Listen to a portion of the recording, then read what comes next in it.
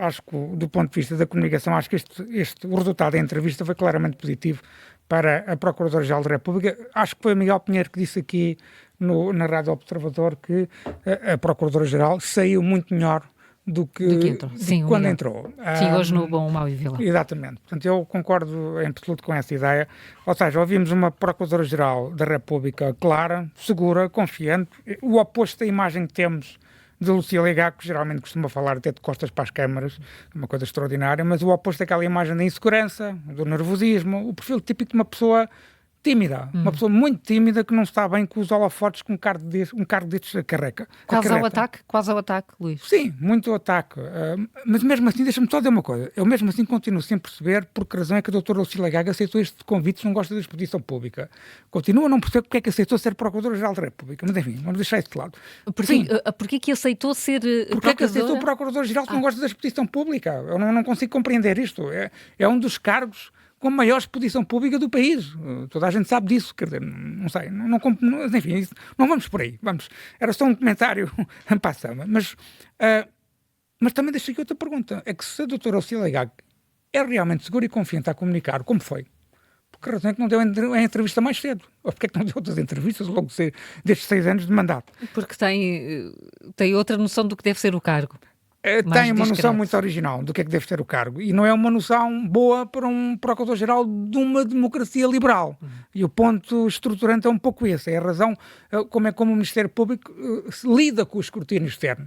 Isso e a Justiça em geral, não é só o Ministério Público. Bem, mas como tu estavas a dizer, eu acho que ouvimos um Procurador-Geral atacar, tudo e todos, a atacar o Presidente da República, Marcelo Rebelo de Sousa, o ex-Primeiro-Ministro António Costa, a Ministra da Justiça.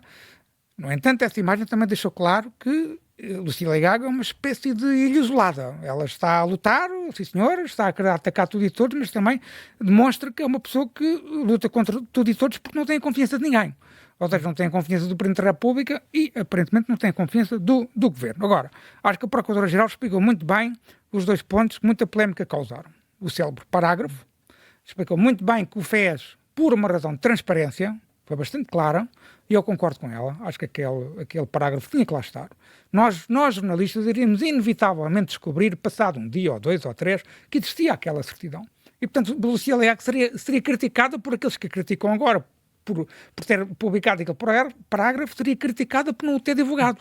Portanto, acho que fez muito bem, explicou muito bem essa questão, fez por uma questão de transparência e por uma questão também de evitar descredibilizações mais à frente. E também explicou muito bem, sinceramente, acho que criticou de forma fundamentada a questão, ou abordou de forma correta a questão do maquiavelismo imputado por Marcelo Rebelo de Sousa, ou seja, a coincidência das datas de abertura do caso das gêmeas e a realização das buscas, o tal dia 7 de novembro de 2023. E acho que foi muito institucional, não afrontou o Presidente da República, mas deixou claro que ficou muito incomodada e, entre linhas, acusou Marcelo de não ter uma postura institucional. Ou seja, mesmo num evento informal, tem determinadas obrigações enquanto chefe de Estado e, portanto, ela deixou implícito que não a respeitou. Agora, acho que tem aqui lados negativos claros nesta entrevista e acho que, em primeiro lugar, a visão que a Procuradora-Geral tem sobre os seus poderes hierárquicos. Eu acho que essa é a parte mais negativa da entrevista. É verdade que a Lucília Gago assume o comunicado, é verdade que assume algumas questões, mas tenta passar uma ideia de que não é a Procuradora-Geral que despacha processos, não é a Procuradora-Geral que abre os inquéritos, mas em determinados processos, como é o caso do influencer, o Procurador-Geral é tão responsável por aquele inquérito, pelo que aconteceu naquele inquérito, como os procuradores titulares. E ela tenta descartar essa responsabilidade. Achas que se desresponsabiliza desses processos? Tenta-se desresponsabilizar, em certa medida, ou tentar dizer, por exemplo, de que não...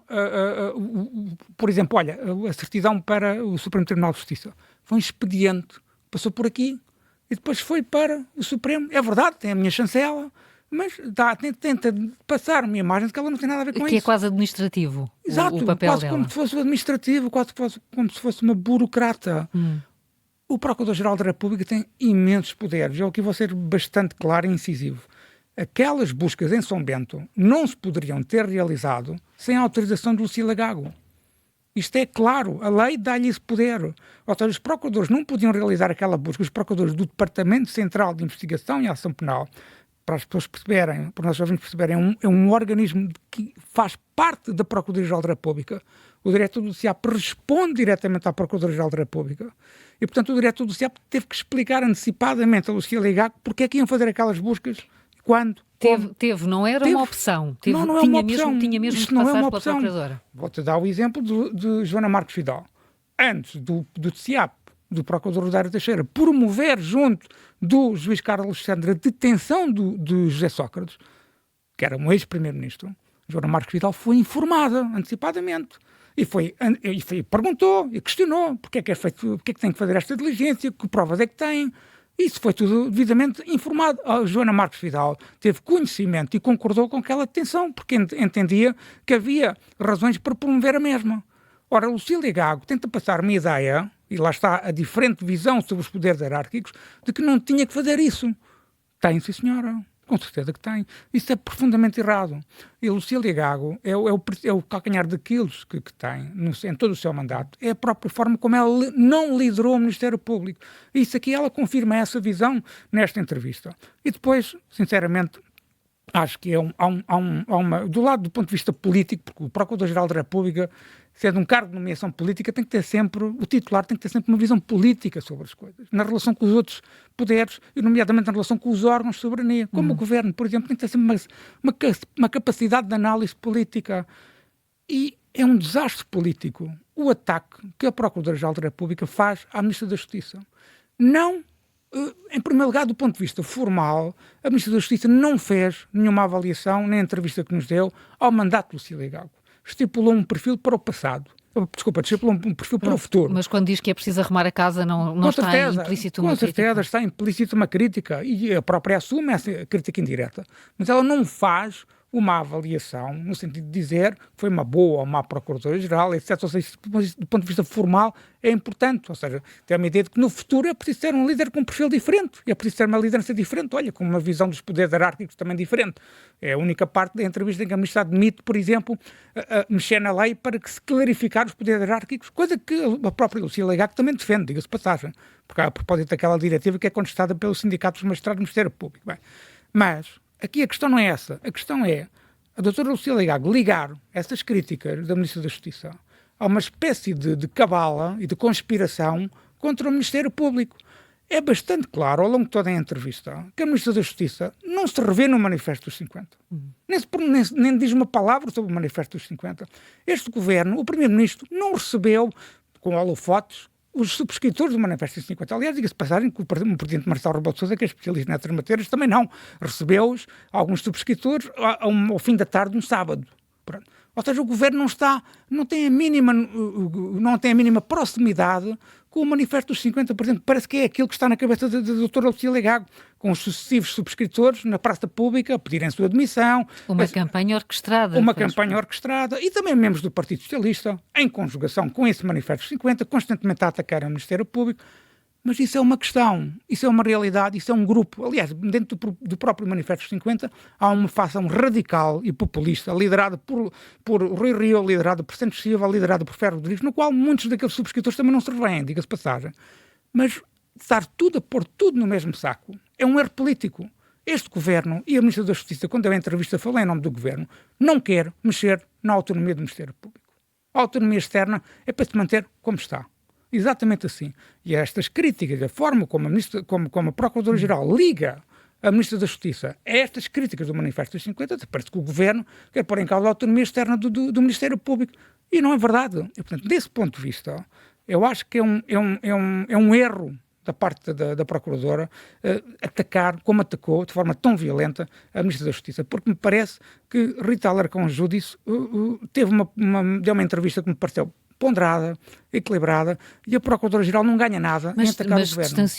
Distanciou-se claro da ação Claro que distanciou. Até fez questão de dizer que não foi este Governo que a nomeou. Ou seja, que deixa uma crítica implícita a quem a nomeou, inclusive ao próprio Presidente Marcelo Rebelo de Sousa. Portanto, resumindo e concluindo, eu acho que é uma entrevista em que, de facto, a Procuradora-Geral passa uma imagem de força, tenta passar essa imagem de força, mas a realidade é que ela está isolada. e mesmo dentro da própria magistratura do Ministério Público, nós e todos os órgãos de comunicação social, temos tentado ouvir muitos procuradores, muitos recusam falar. E essa recusa em falar tem a ver com pessoas relevantes, muito relevantes dentro da magistratura. E não estou a falar daquela senhora procuradora que escreveu um artigo de opinião e teve aquele inquérito, não estou a falar é uma senhora que não tem grande representação do Ministério Público. Estou a falar de pessoas que têm realmente representação dentro do Ministério Público, que representam alguns grupos dentro da própria magistratura e que têm muita experiência na investigação criminal. As pessoas estão em silêncio muito para não criticarem a doutora Lucília Gago. A própria doutora Lucília Gago não tem um apoio dentro da magistratura, como, por exemplo, Joana Marques Vidal teve. Não tem, de todo em todo. E isso acontece porquê? Pela visão que ela tem do cargo? Pela forma como ela não liderou o Ministério Público. Há muitas situações em que, por exemplo, no início do seu mandato, está um exemplo concreto da visão da doutora Lucília Gago. Por exemplo, uma Procuradora-Geral da República reúne-se sempre diretamente com o diretor do TSIAP, porque é uma pessoa, como eu disse há pouco, que responde diretamente sobre ela, perante ela, gera os processos mais importantes, e portanto é muito importante que o Procurador-Geral da República vá acompanhando aqueles processos mais relevantes, como o influencer e muitos outros, porque aquele departamento tem uma grande, ao fim e ao cabo o que faz, em certa medida, a imagem do Ministério Público em termos mediáticos, e portanto o Procurador-Geral tem que acompanhar isso. A doutora Lucília Gago não se reuniu várias vezes logo no início do mandato com o diretor, o então diretor do TSIAP, Albano Pinto, mandava o chefe de gabinete, que nem sequer tem o mesmo estatuto hierárquico que o doutor Albano Pinto, por exemplo, o que é uma desconsideração. Então o doutor Albano Pinto disse, olha, ou me reúno diretamente com o senhor ou não me reúno, pronto. Isso aconteceu também com outras situações. O Conselho, por exemplo, o órgão consultivo, o Conselho Consultivo da Procuradoria-Geral da República, por exemplo, no tempo de Joana Marques Vidal, era liderado por ela, porque o Procurador-Geral lidera aquele Conselho, e estava presente nas reuniões e acompanhava aqueles processos. Vários membros do Conselho Consultivo dizem-me que o Lucília Gago não fez a mesma coisa, não fez isso. Ou seja, e eu aqui gostava de recordar, se me permites, muito rapidamente, uma ideia que foram precisamente 3 procuradores muito experientes, procuradores-gerais adjuntos, me disseram no momento em que Lucília Gago, em que foi conhecida a nomeação de Lucília Gago, em outubro de 2016. 2018. E então eu não conhecia a doutora Lucília Gago. Tu não conhecias? Não conhecia pessoalmente. Não conhecia, continuo a não conhecer, aliás, diga-se passar. Mas sabia que tinha sido diretora do DIAP de Lisboa, portanto não conhecia o seu percurso, mas pouco sabia. E esses 3 procuradores, obviamente em 3 chamadas diferentes, disseram exatamente a mesma coisa. Por palavras um pouco diferentes, mas a ideia é exatamente a mesma. A doutora Lucília vai fechar no seu gabinete e não vai falar com ninguém. E foi precisamente isso que Lucília Gago fez ao longo destes 6 anos. Fechou-se no seu gabinete, e a crítica da Ministra da Justiça é muito justa nesse aspecto, porque não reflete só a questão da comunicação, mas também reflete o próprio sentimento dentro da magistratura. A doutora Lucília Gago, por exemplo, ao contrário da doutora Joana Marques Vidal, não ia regularmente ao TSIAP. Aliás, não sei se só uma vez foi, se calhar deve ter ido alguma vez. Não acompanhava aqueles processos com atenção. Delegava. Porque essa é a visão dela. É uma visão quase burocrática de alguém que está lá em cima e que não tem que meter as mãos na massa.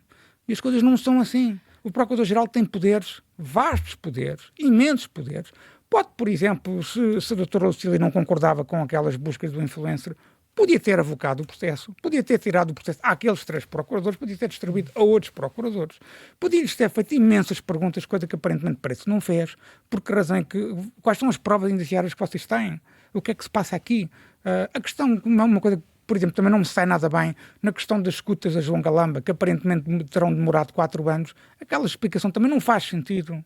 É uma explicação que também é ela burocrática, pois já podia ter perguntado porque é que precisaram fazer isso, o que é que se passou aqui?